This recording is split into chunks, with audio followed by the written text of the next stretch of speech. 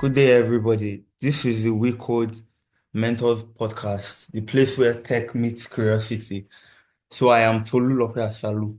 I'm a mobile developer, mobile development mentor. And then today we'll be diving into the world of mobile web development with React Native.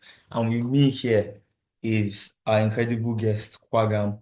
So Kwagam is a medical doctor who wants to transition into tech. So we'll basically be talking about mobile app development and React Native. Like he has a lot of questions and he's super excited to be here.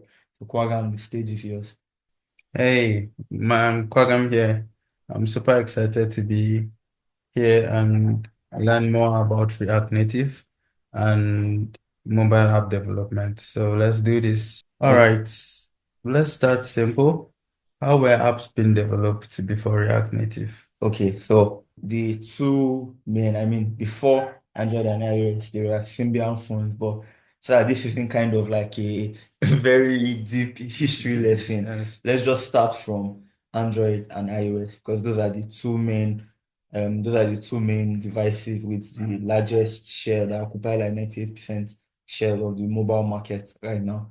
So like the iOS was created by Apple while Android was created by Google.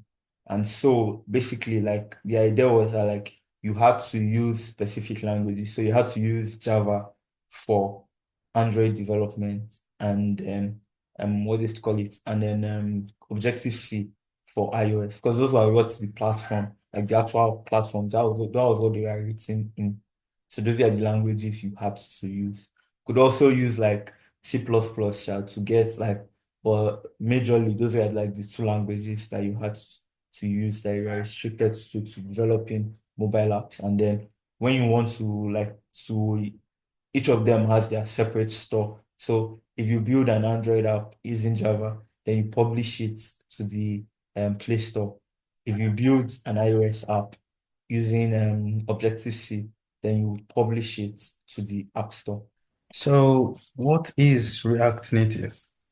So React Native, I think to start with React Native, we have to like also start with React. So I think like what I'll start from would be what is React, and that would be like the point where we go to React. So on their website, what they will actually tell you that React is a UI library, a JavaScript library for building user interfaces.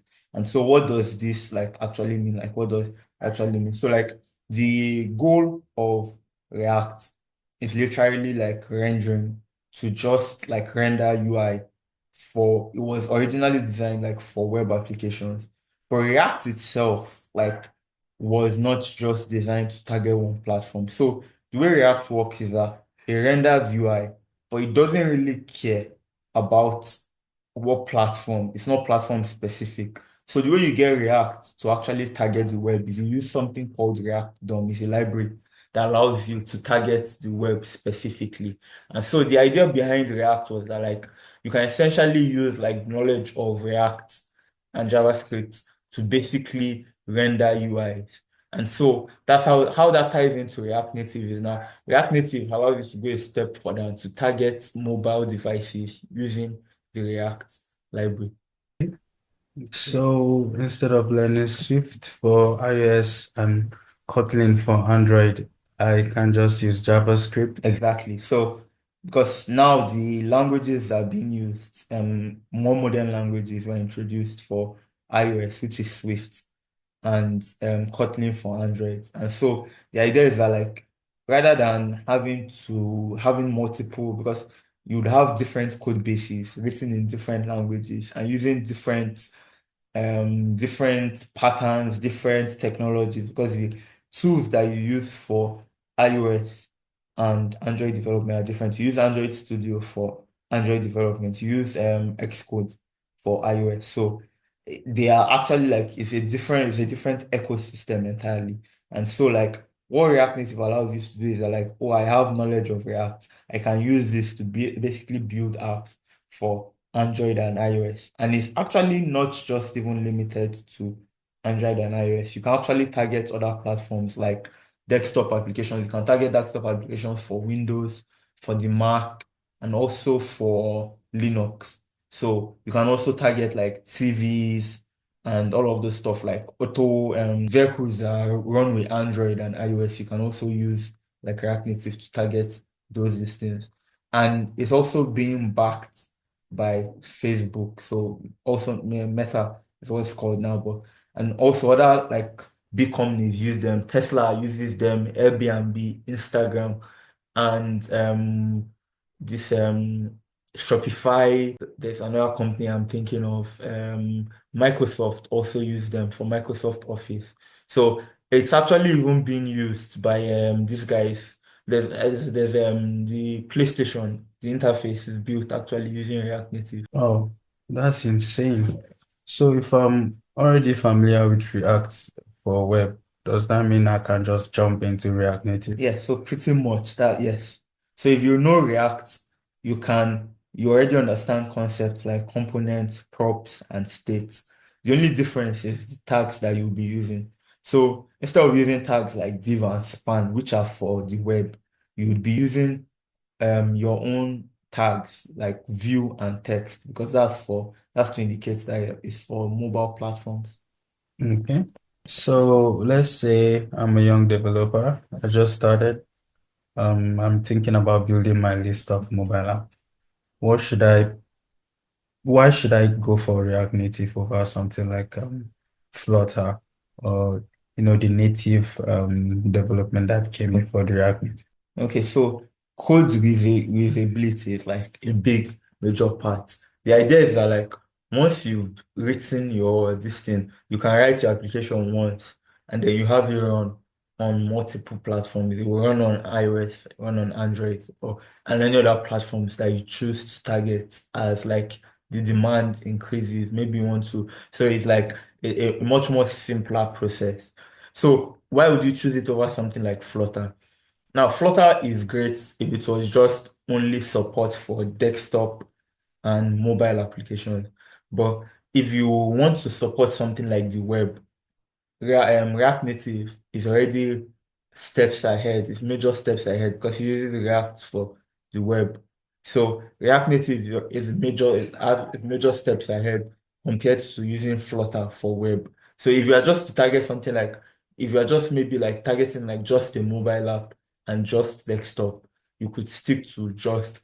But if you have needs and your needs include targeting the web, then it's just better to use because it's much more stable to use React Native to target the web, Android, and iOS. So a major point would be hurry loading.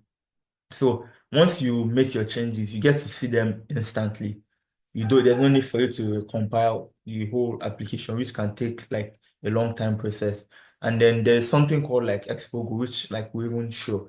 So like you can just scan like the QR. Once you run your application, you can just usually use like Expo application to scan the QR code of your application, and then you have it running on your device as easy peasy as that. You don't need any other setup or any other thing.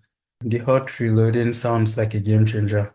No more waiting forever just to see a small UI change. So Uh, exactly. So and if you are working in a team, like it speeds up your app development process like crazy. Plus, that's what I nice. mentioned, using Expo, you can build and test your application super easily without having to set up a complex development environment. That's cool. You made mention of Expo. Yes. Okay, what's that? So Expo is a toolkit framework. I mean, you can use them interchangeably, but the Yes. idea is that it will make the development process smoother for you.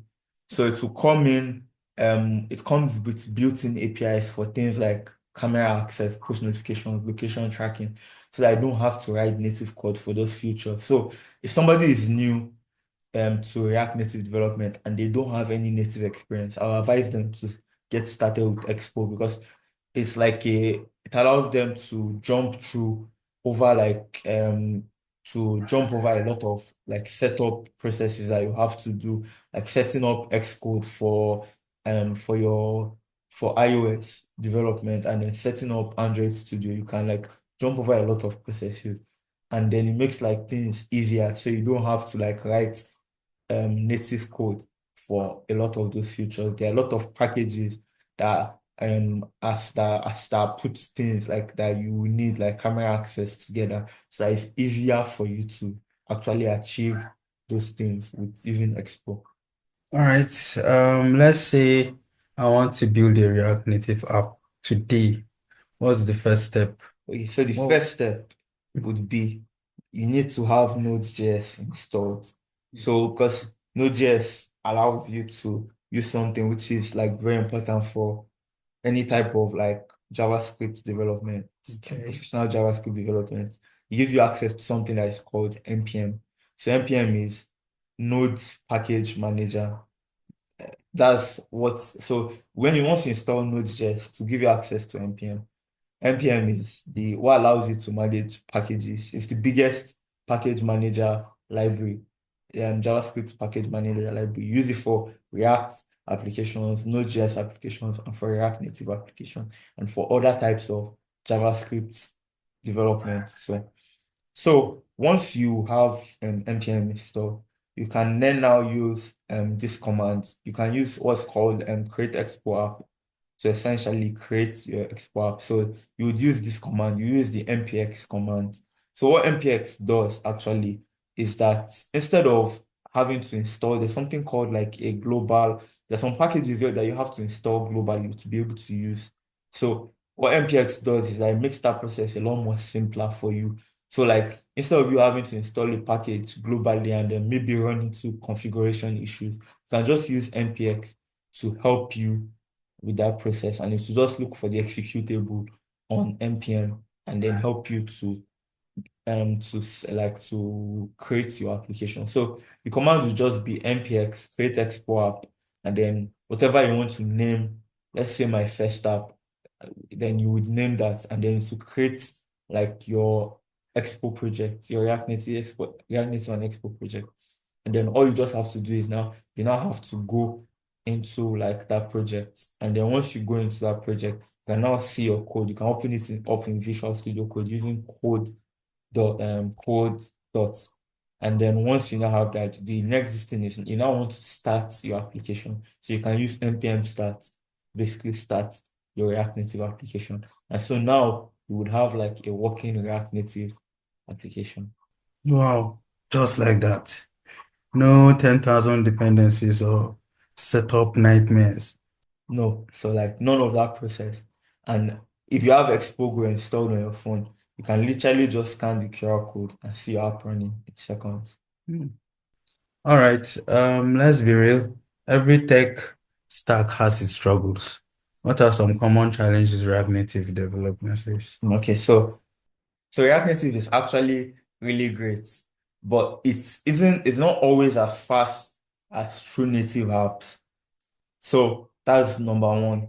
Number two is that you might actually need native modules for every task, things like animations, things like even like camera, like so let's say you want to scan something, you want to scan like a QR code, like a barcode scanner.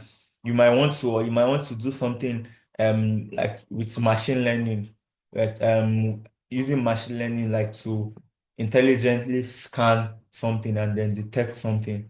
So all of those things would require you to use like native modules. So also you have that like some libraries are not well maintained. So you have to check their compatibility before using them.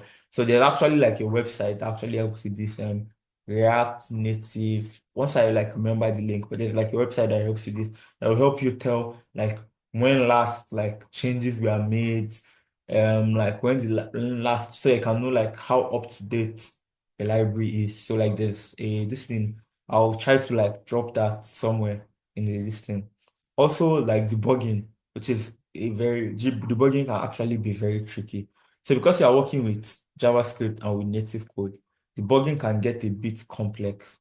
But tools like React Dev Tools and Flipper will help a lot. All right.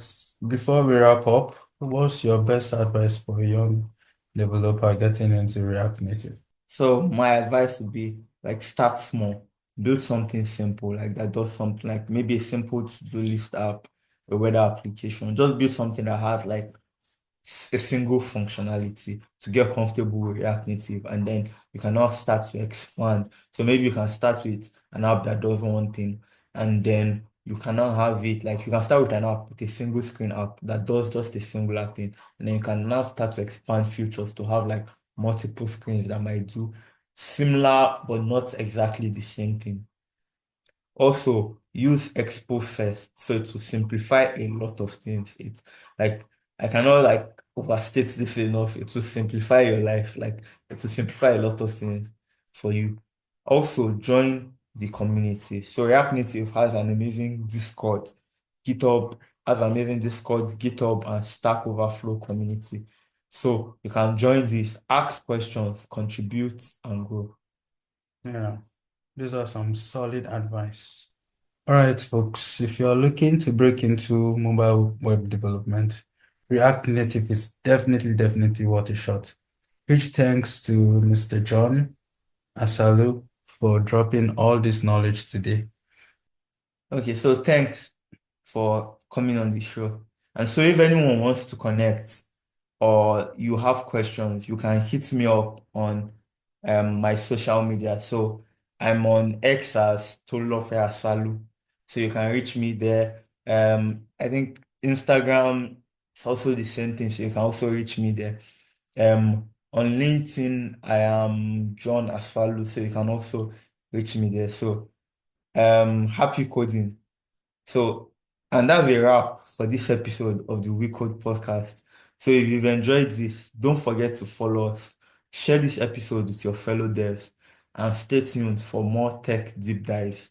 See you in the next one. See you next time. Bye bye.